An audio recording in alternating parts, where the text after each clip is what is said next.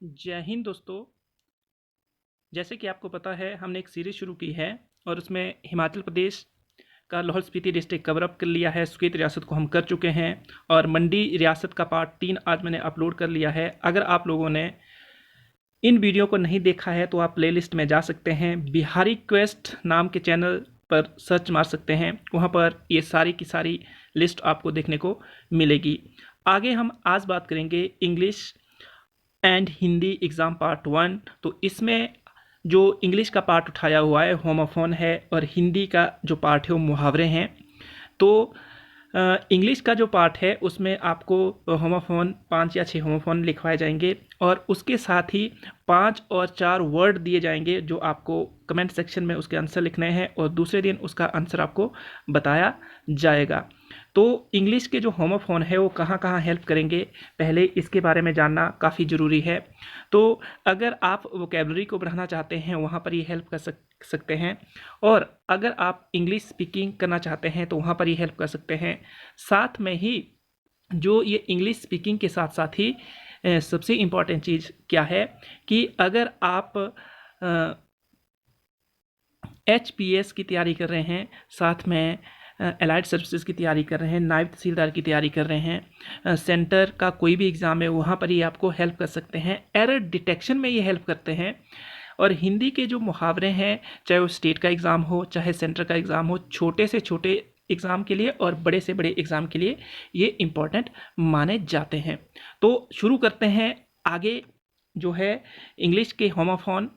तो ये important homophone है जो आपको आपके एग्ज़ाम के पॉइंट ऑफ व्यू से काफ़ी इम्पॉर्टेंट है, उन्हीं को यहाँ पर PPT में लिखा गया हुआ है। पहली बात आपको क्या जाननी है कि होमोफोनिक क्या होते हैं। दोस्तों होमोफोनिक क्या होते हैं? तो होमोफोन ऐसे वर्ड होते हैं जिसकी साउंड और प्रोनाउंसिएशन क्या होती है, सेम होती है, पर उसका मीनिंग क्या होता है, अलग होता है। तो ये कन्फ्यूजिंग वर्ड भी होते हैं। बोलने का मतलब है कि हमें लगता है कि इसका मीनिंग एक जैसा है, एक जगह ही यूज़ होते हैं, पर नहीं, बिल्कुल गलत है। इसका यूज़ भी अलग अलग होता है और साथ में इसका मीनिंग भी अलग अलग होता है, पर इसकी जो प्रोनाउंसिएशन होती है और साउंड होती है वो सिमिलर होती है। तो आई होप आपको इसकी डेफिनेशन के बारे में पता चल गया होगा। तो जो पहला हमारा होमोफोन है वो है अफेक्ट। तो दोस्तों अफेक्ट का मीनिंग क्या होता है, तो इसको जानना काफ़ी ज़रूरी है। तो अफेक्ट का जो मीनिंग होता है, तो इसका मीनिंग होता है एक्ट अपॉन या टू प्रिटेंड। तो ये जो बीच में वारा लिखा गया है ये कहीं ना कहीं गलत है।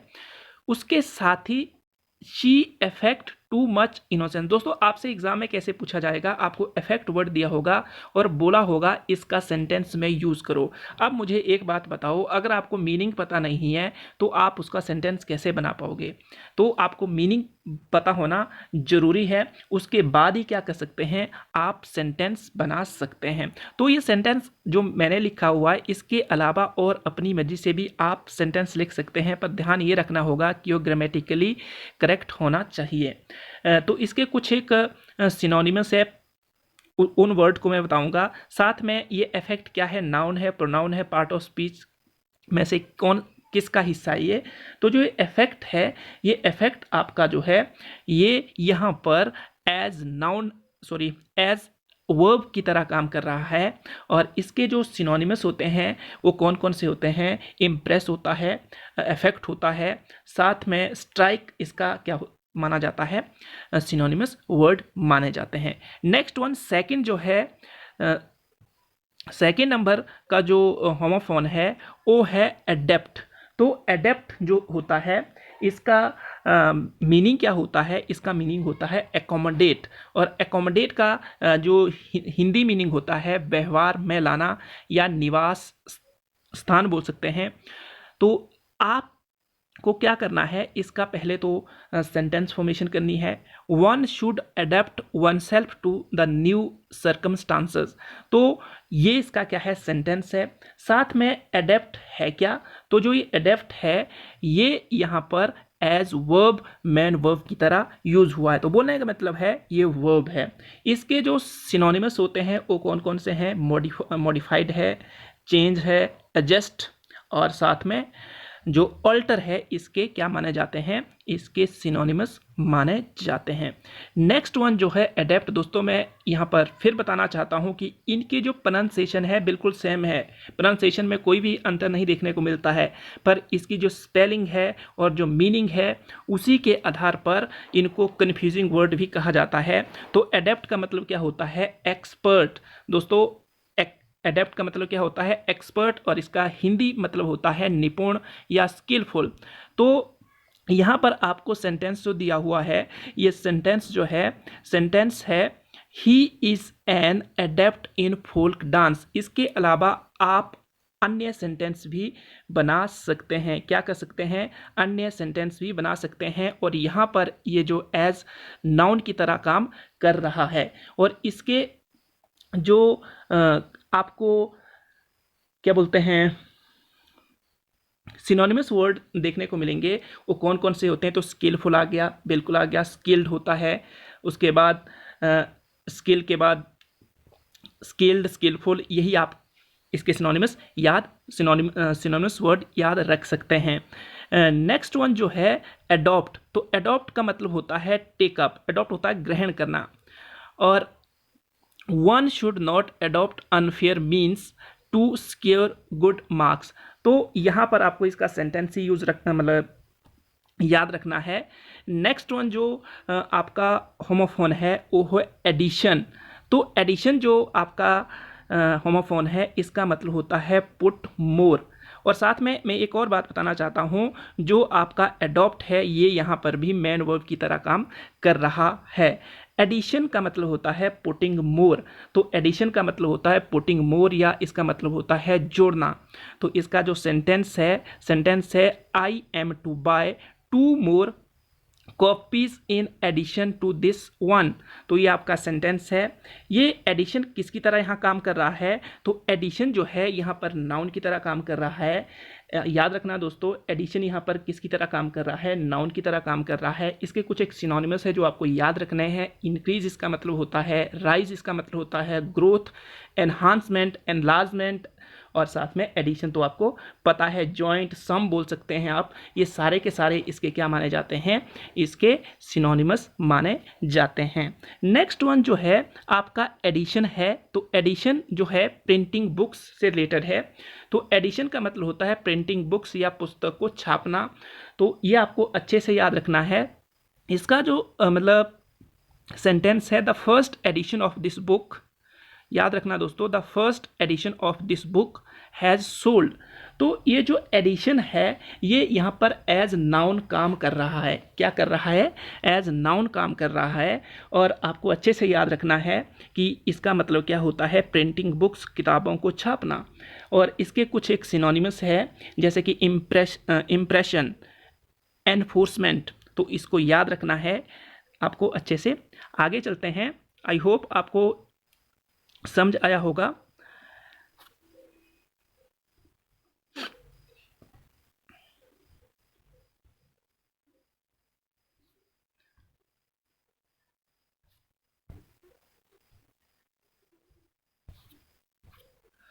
तो राइट इट्स सिनोनिमस। आपको इसके सिनोनिमस लिखने हैं। सफर्ड पहला वर्ड है, दूसरा वर्ड है फोरकास्ट, तीसरा वर्ड जो है बाय गॉड्स, और फोर्थ वन है आर्बिट्रेरी। तो इनके आपको क्या लिखने हैं, सिनोनिमस लिखने हैं, जो आपके पेपर में काफ़ी इंपॉर्टेंट रोल प्ले करते हैं। और कल इसके आपको आंसर बताए जाएंगे। आगे चलते हैं। तो कुछ एक मुहावरे और एवं लोकोक्तियाँ हैं जिसको आपको क्या करना है, अच्छे से सुनना है और अच्छे से इसको रिवाइज भी करना है। ये पेपर में काफ़ी इंपॉर्टेंट रोल प्ले करते हैं। अक्ल मारी जाना, कुछ ना समझना। दोस्तों अगर आपको मीनिंग पता है तो आप जो सेंटेंस है किसी तरह भी बना सकते हैं। अक्ल मारी जाना, पाकेश की अक्ल मारी गई है। तो कुछ ना समझना। अब अगर आपको मीनिंग पता है तो आप इसका क्या करेंगे, यूज़ करेंगे सिर्फ किसमें, सेंटेंस में, और अच्छे से आप सेंटेंस बना पाओगे। नेक्स्ट वन जो मुहावरा है, आंखों देखा ना कानों सुना, ये अनोखा होता है। तो जैसा व्यवहार उसने अपने सास ससुर से किया वो आंखों देखा ना कानों सुना है। ये इसका क्या है, सेंटेंस है, या जिसको हम वाक्य में प्रयोग बोलते हैं। आंख दिखाना, क्रोधित होना, आंखें दिखाकर मुझे मत डराओ। क्या? आंखें दिखाकर मुझे मत डराओ। नेक्स्ट वन है आंख पर पर्दा डालना, धोखा देना। उसकी तो आंख पर पर्दा पड़ा है, तभी तो वो अपनी पत्नी को कुछ नहीं बोलता है। नेक्स्ट वन है आंखों में धूल झोंकना, धोखा देना। राम के पिताजी उस पर विश्वास करते हैं, वह आंखों में धूल झोंकता है। आखिर सांस लेना, मर जाना। गौतम ने अस्पताल में आखिर सांस ली। आंखें भीग जाना, आंसू आ जाना। विदाई के समय माँ बेटी का भावुकतापूर्ण मिलन देकर सबकी आंखें भीग गई। अंग अंग ढीला होना, थक जाना। दिन भर काम करते करते मेरा अंग अंग ढीला हो गया है। तो आई होप ये कुछ एक मुहावरे थे जिसका आप यहाँ पर विवरण देख सकते हैं। ये इम्पॉर्टेंट है जो आपके एग्ज़ाम है उसके लिए, तो प्लीज़ इसको क्या करना, अच्छे से लर्न करना। और अगर आप नोट डाउन करना चाहते हैं तो आप नोट डाउन भी कर सकते हैं। ये कुछ एक पेपर में आए हुए मुहावरे हैं, वहाँ से इसको क्या किया हुआ है, कलेक्ट किया हुआ आपको पीपीटी में प्रोवाइड करवाया गया है। नेक्स्ट वन जो मुहावरे हैं, आंखों देखा ना कानों सुना। तो आंखों देखा ना कानों सुना ये भी अनोखा होता है। राम का व्यवहार अपने पिता के प्रति आंखों देखा ना कानों सुना जैसा था। तो ऐसे आप कोई भी सेंटेंस बना सकते हैं। आंख दिखाना, क्रोधित होना, आंखें दिखाकर मुझे मत डराओ, ये पीछे वाला ही पीपीटी दोबारा से आ गई है। आंखों में धूल झोंकना, तो दोस्तों ये दोबारा से क्या आ गई हुई है, पीपीटी आ गई। यहाँ पर एक मुहावरा जो है वो अलग है। अंग अंग मुस्कुराना, बहुत प्रसन्न होना। और अंगार उगलना, तो गुस्से से कठोर बातें करना या क्या होना, काफ़ी गुस्से होना। तो रामू की जब चोरी पकड़ी गई तो क्षमा मांगने लगा, और वो साथ में क्या करना लगा, सॉरी, जब रामू की चोरी पकड़ी गई तो वो अंगारे उगलने लगा। यहाँ पर इसको मतलब ठीक कर लीजिएगा, ये सेंटेंस थोड़ा सा गलत लिखा गया है। तो मुझे होप है कि आपको ये अच्छे से पता चल गया होगा। आगे चलते हैं। आगे क्या है, इनके उत्तर दो, आपको इसके उत्तर देने हैं। होश हिरण हो जाना। आगे नेक्स्ट वन है हृदय विदीर्ण हो जाना। और नेक्स्ट वन है हृदय खुलना, हृदय के कपाट खुलना। तो ये क्या है, आपके 4 मुहावरे हैं जिसका आपको आंसर करना है। आई होप आपको ये पता चला होगा। Thank you. प्लीज़ अपना ध्यान रखिए, अपने परिवार का ध्यान रखिए। है जय हिंद।